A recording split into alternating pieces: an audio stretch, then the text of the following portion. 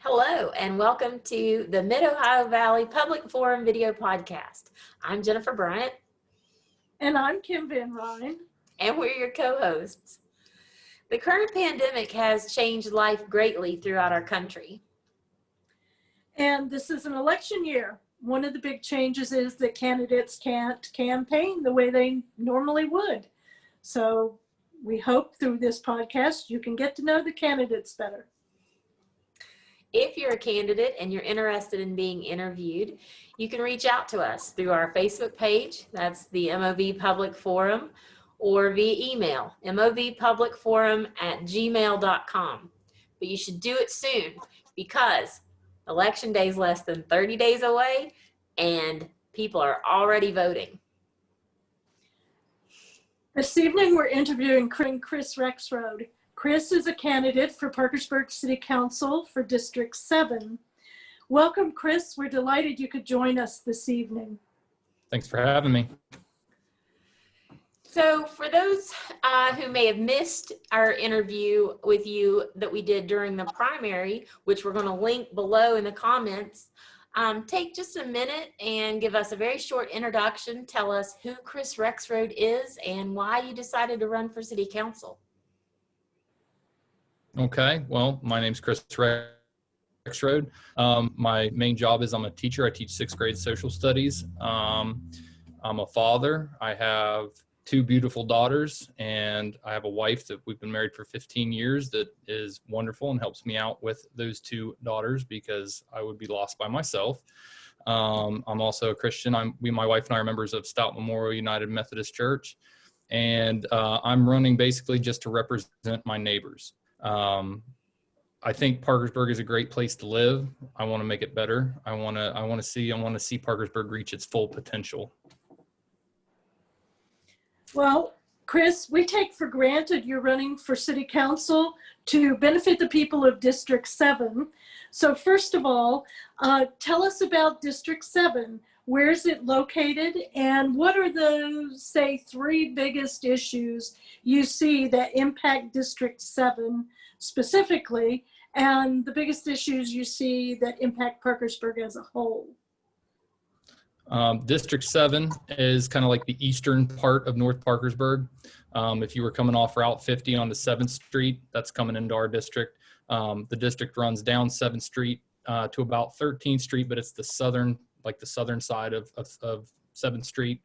If you go up Fairview, it runs up Fairview and goes around like the Worthington Golf Course area, from Broad Street down Broad Street, 28th Street, and as far up as Stella Street off of 36th.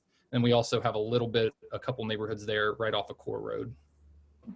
The 3 main issues I see for our district, Parkersburg in general, is homelessness, kind of like just the general appearance of the city, and the condition of, like, say, the roads and the infrastructure. And also one of the biggest things I think is just people leaving Parkersburg to try to find a life someplace else because there's nothing here for them.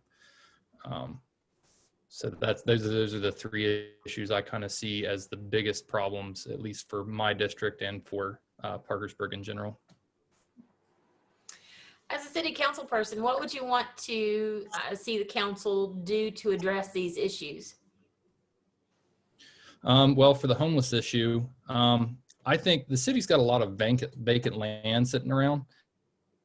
I think one good thing with that is, we could work together with the people that need the housing, and they could help build like communities that they could live in that are safe and clean. They could be stakeholders in the whole operation. They could be involved in the building. They could be involved in the maintenance and the upkeep, and just, give them a place to stay that's safe and clean, and also an address so that they could go and then find, hopefully jobs to help them better them, and just try to get them up off, just living outside and give them a safe, warm place to live that is comfortable, and just try to help them out in that way. As far as like city beautification and the roads, sometimes there's parts of town, if you drive by, they just don't look good. Businesses coming in, trying to scope this place out as a place to maybe to open businesses or just people that are here visiting. Some of the places, I mean, just don't look good. So getting things like that just cleaned up. Sometimes it's just as simple as running a weed eater, or getting some high grass mowed, plus fixing infrastructure like roads. I know Fairview Avenue is kind of the main drag through our district, one of them, and they fixed it over the last several years. It's been fixed so many times because it just keeps sinking down. So we need to figure out what's going on with that, get a better fix for that. And then, like I've said, one of the major issues, my neighbors, like my immediate neighbors, there's a pothole on our street it's not really a pothole, it's a concrete road, and it's just sinking, and it gets worse every year. And I mean, it's to the point where if you hit it very fast, it'll bottom out the suspension on a 4-wheel drive truck. So just things like that to make the city look better and function better for the people that live here.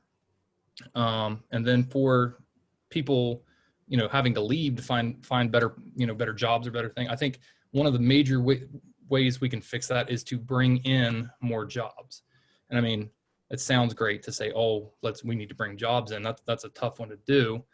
But we could look at ideas like, just trying to promote our region in general. We could even work with other municipalities to promote our region to try to bring businesses in.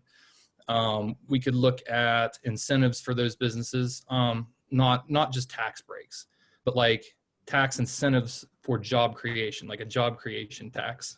So if you create jobs in our area, you get a tax break based on how many jobs you create. The city could work with companies to fund on-the-job training, but for local labor. So they're hiring people that live here and, to help stimulate our economy. Just keep improving, like along with the city beautification, keep this place looking nice, because if we want businesses to come in, the city has to look nice and it has to be functional for that business. Otherwise, they're going to look elsewhere. So I think all those things would help bring jobs in, and then maybe people could find good jobs here and then stay and raise their family here. I've lived in Parkersburg. Actually, I've lived in District 7 all but just a couple years of my entire life. And, I want my kids to stay here when when they grow up and get ready to move on.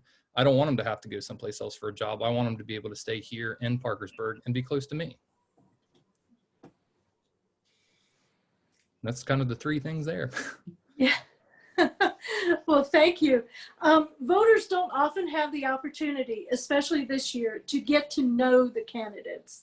And we feel like it's helpful for the voters to get to know the candidates for public office, so they can make better, more informed choices about who they're voting for. With that in mind, we'd like to ask you a couple of questions about Chris Rexroad as a person, not Chris Rexroad, the candidate for city council. So, what would you say you as an individual, not the candidate, are most passionate about? I really like my job. I like working with children. I like teaching. I do a lot of I teach social studies, so you have the history aspect, but I like the economic impact, teaching kids about how our economy works.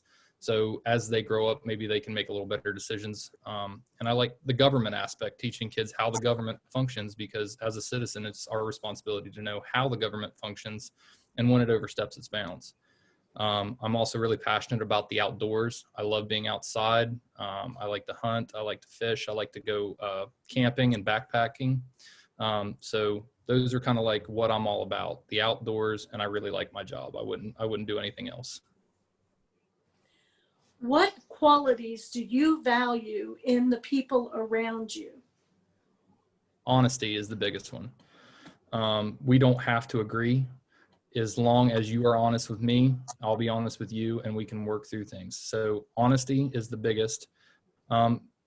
Compassion. Not everybody comes from the same background. You gotta be able to look at the situation from somebody else's viewpoint. Your viewpoint might not always be right. It might always be the best one. So you need to be able to have compassion for other people's situation, see their side of it, and work together. You touched on this a little bit with the outdoors, but what do you enjoy doing in your off time? Yeah, I pretty much already answered that one, didn't I? I love to go camping. I like to take my family with me. My wife, she's not so much into the camping thing, but my daughters will go with me. The youngest one will at least go fishing with me too. But just being outside, even if it's just, around here, the trail systems we have here, just being able to be outside, being with my family, that's what I like to do. It's my favorite thing to do.